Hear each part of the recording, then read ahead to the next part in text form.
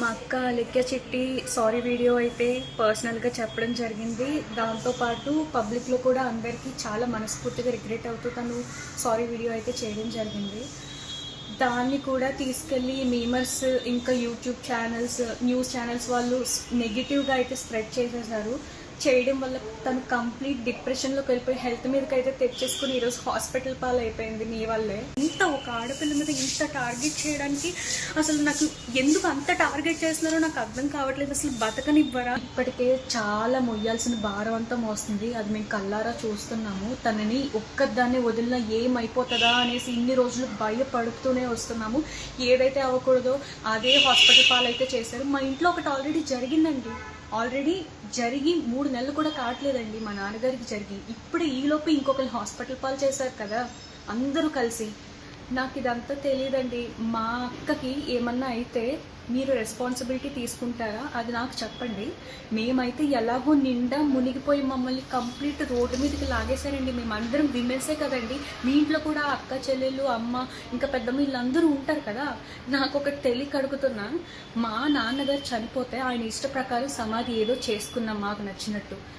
ఆ సమాధి ఫోటోని కూడా మీరు మీమ్స్గా వేసుకుంటున్నారంటే ఇంకా ఈ విషయం మీకు ఎంత చులకనో నేను అర్థం చేసుకోగలను. ఆఖరికి శవం ఫోటో కూడా మీరు మీమ్స్గా తయారు చేసుకొని వేసుకుంటున్నారు.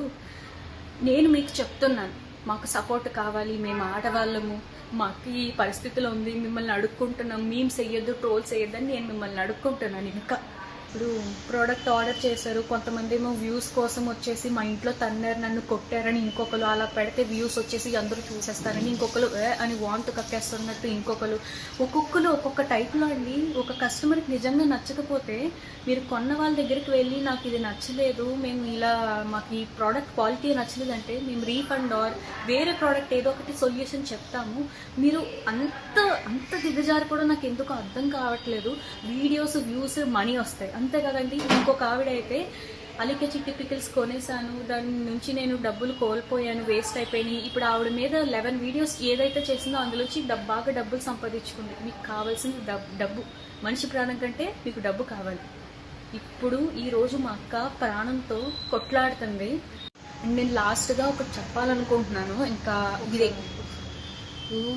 ఈ ఆంధ్ర తెలంగాణలో చాలా అంటే చాలా ఇష్యూస్ జరుగుతుంది. దాని గురించి పట్టించుకోండి. అభివృద్ధికి సంబంధించి దాని గురించి, ఉద్యోగాల గురించి, యూత్కి ఉద్యోగాలు లేదు, మీ లైఫ్ చాలా సమస్యలు ఉన్నాయి కదండి. దాని గురించి ఈ ట్రాలర్స్ నిన్న ఎవరైతే ఉన్నారో ఈ పచ్చని ట్రెండ్ చేశారు. ఇంకా ఆ ట్రెండ్ చేసేది ఒక అభివృద్ధి గురించో, మా దగ్గర ఇది లేదు, ఇది ఉంటే బాగుంటుంది, ఈ ఊర్లో ఈ రోడ్డు ఉంటే బాగుంటుంది, ఈ ఊర్లో ఈ కాలేజ్ ఉంటే బాగుంటుంది, గట్టిగా మేము చేసుకుంటే మన స్టేట్స్ని కానీ ఎవరు డెవలప్ చేయడానికి ఎవరు పాలిటీషియన్స్ అక్కర్లేదు కదండి. మనమే సపోర్ట్ చేసుకుంటున్నట్టు ఉంటుంది కదా. ఎందుకు వచ్చింది ఈ టాపిక్ అండి?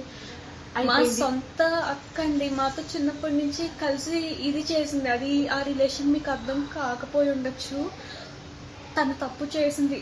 వీడియోస్లో అలా గంభీరంగా కనిపించినా తను ఎంత ఇన్నోసెంట్ అనేది మాకే తెలుసు, మేము చూస్తున్నాం కాబట్టి. వీలైనంత త్వరగా మీరు మంచిది ట్రోలింగ్స్ ఇక మీద ఆపేసేయండి. నేను చెప్తున్నా, ఇంకా తను చచ్చిపోవడం కావాలి అంటేనే చేయండి. లేదండి, నేను కామెంట్స్ కూడా చూశాను. తను ఏడుస్తున్నట్టు అనిపించట్లేదు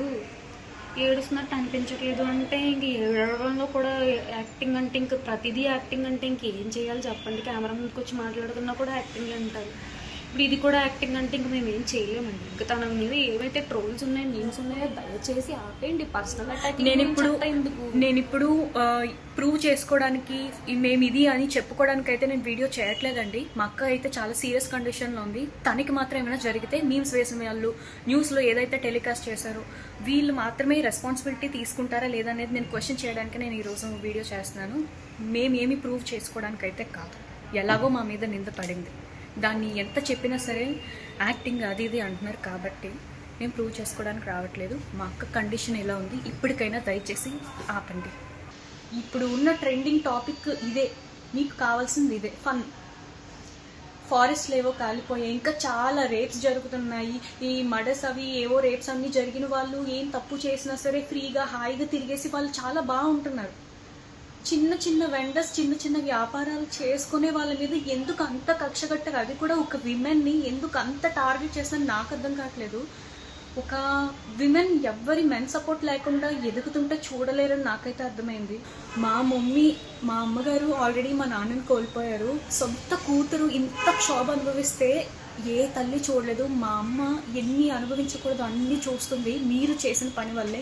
మీమర్స్ ఇవాళ మా ఇంటికి కూడా మేము హాస్పిటల్లో ఉన్న సరే ఎంత ఇబ్బంది పెట్టారంటే న్యూస్ ఛానల్స్ వాళ్ళు ఇంటికి వచ్చి ఇష్టం వచ్చినట్టు అసలు వీడియో కావాలి ఏంటండి, ఇప్పుడు వీడియోలు మీకు డబ్బులు పెట్టేస్తాయా? ఇప్పుడు నాకు అదంతా తెలియదండి.